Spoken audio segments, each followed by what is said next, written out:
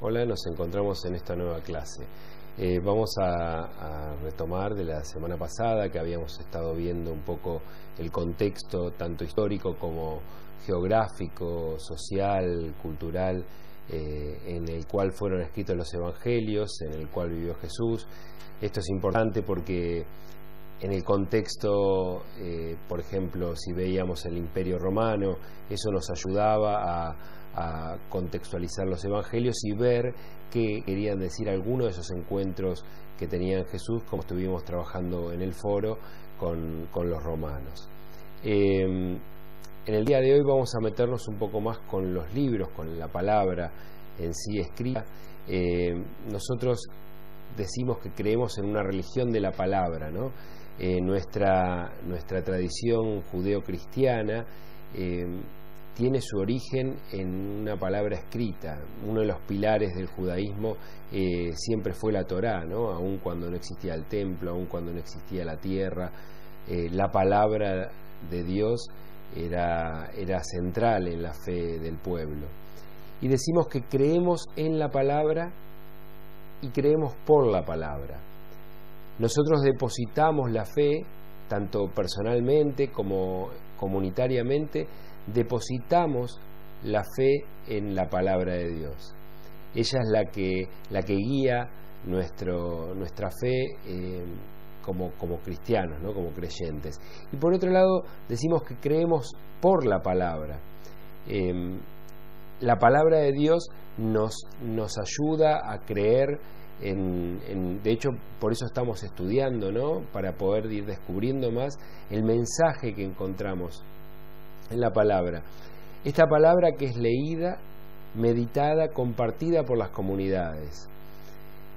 Desde hace miles de años que las comunidades leemos la palabra de Dios y le otorgamos a ella el valor que ella tiene, ¿no?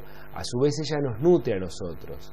Las comunidades son las que eligen estos textos inspirados y volvemos a leer y releer y lo volvemos a contar a las generaciones siguientes, ¿no? Y esto se viene haciendo desde hace miles de años. Y esto quiere decir que en la palabra vemos reflejada nuestra humanidad, ¿no?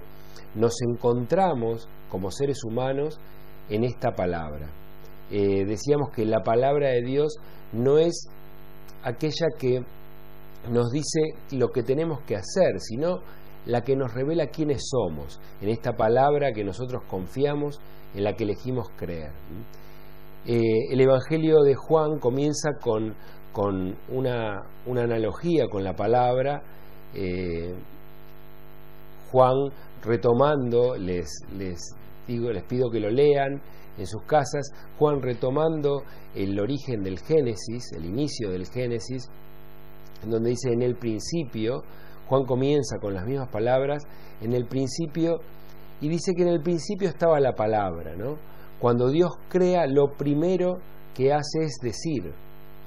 Dios estaba ahí y lo primero que hace es, y dijo Dios.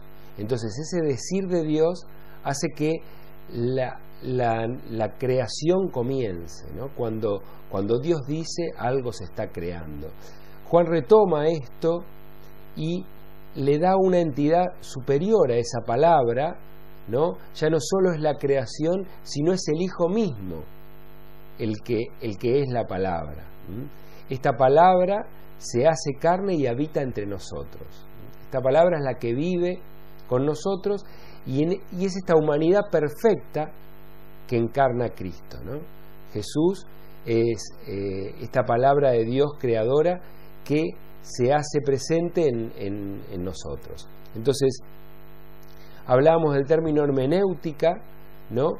Como el arte de interpretar. Decimos que la palabra de Dios nos muestra a Jesús, ¿no? En el caso del Nuevo Testamento, la palabra nos muestra a Jesús, pero a su vez también, de alguna manera, nos oculta a Jesús. ¿En qué sentido digo nos oculta? Permanece oculto detrás de la palabra. El mensaje es tan grande, tan infinito, que no lo podemos percibir directamente, no es obvio, ¿no? Entonces necesitamos hacer un trabajo de acercarnos a esa palabra. El misterio es tan grande que de a poco lo vamos develando. Por esto la hermenéutica es el arte de interpretar. Tenemos que ir descubriendo y desarrollando en nosotros ese arte, en nosotros personalmente, en nuestras comunidades y en la iglesia también como comunidad, ¿no? Hablamos de 3 etapas de la formación del Nuevo Testamento. Por un lado es Jesús de Nazaret, la vida de Jesús, entre el año 6 a.C. y el 30 después de Cristo, es lo que creen los estudiosos que sería el periodo de vida en la tierra de Jesús. La segunda etapa, que es de las primeras comunidades, cuando Jesús muere y resucita y las comunidades comienzan a transmitir el mensaje y a multiplicar ese mensaje, nutridos por esa fe, y la etapa de redacción de los textos, ¿no? Que es a partir del año 70 hasta el 110 más o menos que se escribe el último texto. Si vamos en el caso de la primera etapa, la etapa de Jesús de Nazaret, vamos a encontrar que en ese momento reinaba el rey Herodes en Israel. Jesús, la semana pasada ya lo mencionamos y dimos detalles sobre él. Jesús nació en torno al año 6 a.C., vivió en Nazaret, en un pueblito de Galilea, una región alejada de Israel, y siendo un judío piadoso con su familia. Cerca del año 27 anuncia con palabras su vida, ¿no? Y principalmente se centra su mensaje en la venida del reino de Dios, y da con su testimonio y con su palabra el mensaje del reino de Dios. Entonces Jesús es quien nos da su mensaje. Finalmente es condenado por las autoridades religiosas y por los romanos y muere en una cruz en el año 30. Después, la etapa de las primeras comunidades, luego de la resurrección, ¿no? La experiencia de estas comunidades del Jesús resucitado les da entusiasmo para salir a compartir este mensaje, ¿no? Los discípulos eran judíos y comienzan a develar este misterio del Mesías. Recordamos que los judíos estaban esperando un Mesías, seguramente diferente a lo que fue la vida de Jesús, pero al resucitar Jesús, los discípulos descubren este mensaje, aquello que apenas entreveían durante la vida de Jesús. En la resurrección lo entienden acabadamente. Entonces comienzan estos discípulos a predicar, a celebrar y a enseñar esta vida de Jesús, esta vida compartida y esta experiencia de la resurrección. Surgen nuevos discípulos que van tomando la fe también, ¿no? Nuevas comunidades se crean con los discípulos seguidores de Jesús y nuevos discípulos también, gracias al testimonio de estos. En esta segunda etapa Cristo es el mensaje. Ya no es Jesús que nos da su mensaje, sino Cristo mismo es el mensaje que nos anuncian los discípulos, ¿no? Entre el año 51 y el 63 más o menos, Pablo escribe sus cartas a varias comunidades, comienza a difundirse el mensaje, empiezan a circular dichos y hechos de la vida de Jesús, escritos sueltos, y finalmente llegamos a esta tercera etapa, entre el año 70 y 110, que es cuando se escriben los libros del Nuevo Testamento.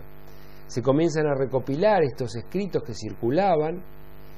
Marcos es el primer discípulo que hace este evangelio, que hace un evangelio. Inicia el género evangelio. Evangelio sabemos que quiere decir buena noticia. Marcos comienza así su evangelio, dice inicio de la buena noticia de Jesús, el Mesías. Entonces, él inicia inicio de este evangelio, ¿no? La predicación de Pedro en Roma es la que motiva este evangelio para Marcos, y muestra a un Jesús muy cercano, muy humano, que bueno, estaba bastante reciente en los discípulos la vida de Jesús, si bien ya habían pasado 40 años de su muerte, ¿no? pero todavía lo tenían muy presente y había testigos que lo habían visto en vida. En base a estos testigos es que Marcos comienza a escribir su Evangelio. Muestra mucho más las actitudes, el testimonio de la vida de Jesús que sus discursos. Marcos se explaya más en detalles de la vida de Jesús. El Evangelio de Mateo, entre el año 80 y 90 más o menos. Mateo escribe para los cristianos de origen judío. Está muy presente el conflicto con los fariseos, ¿no? en el llamado concilio de Yamnia. Por esto lo pone a Jesús muchas veces confrontando con los fariseos, ¿no? Porque estaba muy presente entre el año 80 y 90 este conflicto. En Jesús, como él hablaba para el pueblo judío, para cristianos de origen judío, en Jesús se cumplen estas escrituras. Lo pone a Jesús como las escrituras, lo pone a Jesús como siendo el cumplidor de las escrituras. Lucas, en cambio, escribe para comunidades paganas, ¿no? Comunidades cristianas no judías. Muestra un Dios cercano. Lucas es discípulo de Pedro, por lo menos muy cercano a Pedro. Continúa una segunda parte del Evangelio, que es el libro de los Hechos de los Apóstoles, donde narra las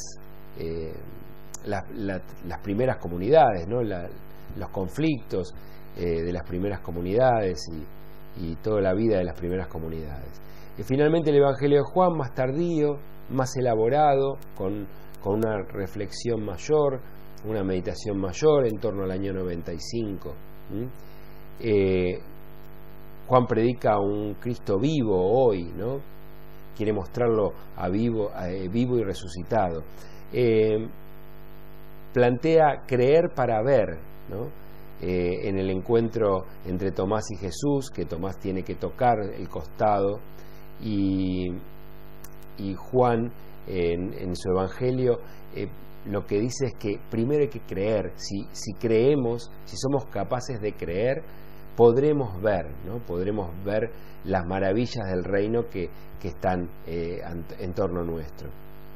También hay otros discípulos que van recolectando cartas y testimonios y sermones, homilías que van circulando, y con esto se arma lo que conocemos como el Nuevo Testamento. En la formación de los evangelios sinópticos podemos ver la teoría de la fuente Q, ¿no? Que sabemos que el Evangelio de Marcos fue el primero, pero que también circulaban palabras y hechos de Jesús.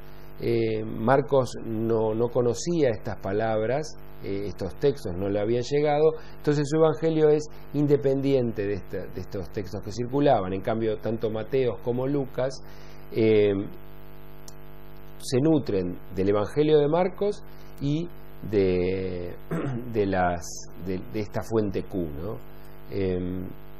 Tenemos acá un estudio de los versículos, cómo comparten distintos versículos. Vemos como casi todo el Evangelio de Marcos está o en ambos evangelios de Lucas y de Mateo, o en alguno de ellos dos, ¿no? Estos son los que llamamos sinópticos, evangelios sinópticos, que son Mateo, Marcos y Lucas, porque se puede trazar un paralelismo y tienen muchos puntos en común. Bueno, damos una breve presentación de los libros de este Nuevo Testamento. Tenemos los 4 evangelios y el libro de los Hechos de los Apóstoles. Después las cartas consideradas paulinas, algunas escritas indudablemente por Pablo, y algunas otras que son escritas por algún discípulo de Pablo, seguramente un poco más tardía. La carta a los hebreos y las cartas católicas, Santiago, Pedro, Juan y Judas, y finalmente el libro del Apocalipsis. El libro del Apocalipsis quiere decir revelación, la palabra Apocalipsis quiere decir revelación. Es un libro que, contrariamente a lo que estamos acostumbrados, lejos está de querer simbolizar la destrucción, sino es un libro de esperanza que buscaba dar esperanza a las comunidades que estaban siendo perseguidas en ese momento. Y lo que propone es que Dios ya venció, Dios ya triunfó, Dios triunfó en el cielo, ¿no? Y el triunfo está viniendo, ya está llegando en cualquier momento. Si bien ahora estamos sufriendo, el triunfo de Dios está llegando. Es lo que siente cualquiera de nosotros cuando está sufriendo, está esperando, deseando, está esperanzado en que ese sufrimiento concluya pronto y la victoria de Dios llegue pronto, ¿no? Bueno, finalmente podemos decir que esta palabra de Dios nos transforma. Este evangelio hoy es un camino personal, ¿no? Un camino personal de descubrir la palabra y de descubrirnos a nosotros en la palabra. Un camino comunitario en mi comunidad pequeña, mi familia, puede ser un grupo de amigos, mi comunidad eclesial, mi parroquia, mi colegio. Este camino en comunidad es el que va nutriendo mi camino personal y a su vez va nutriendo el camino de la iglesia, ¿no? Este evangelio que es transversal a nuestra iglesia, como nos dice la animación bíblica pastoral, el evangelio se hace presente en el caminar nuestro personal, el de la comunidad y el de la iglesia. Finalmente les dejo para que lean y mediten este pasaje de la primera carta de Juan, donde nos dice que Dios es amor, ¿no? Descubrir esto es el núcleo del evangelio, ¿no? Descubrir que Dios es amor, el mensaje del reino, y llega al punto en el versículo 12 de decir que el amor de Dios se hace perfecto, llega a la plenitud, mejor dicho, en el momento en que nos amamos entre los hermanos, ¿no? El amor entre los hermanos nos garantiza la presencia de Dios. Así que terminamos el encuentro de hoy y les digo que sigan participando del foro, los que no lo han hecho que se acerquen al foro, y bueno, nos vemos en la siguiente clase.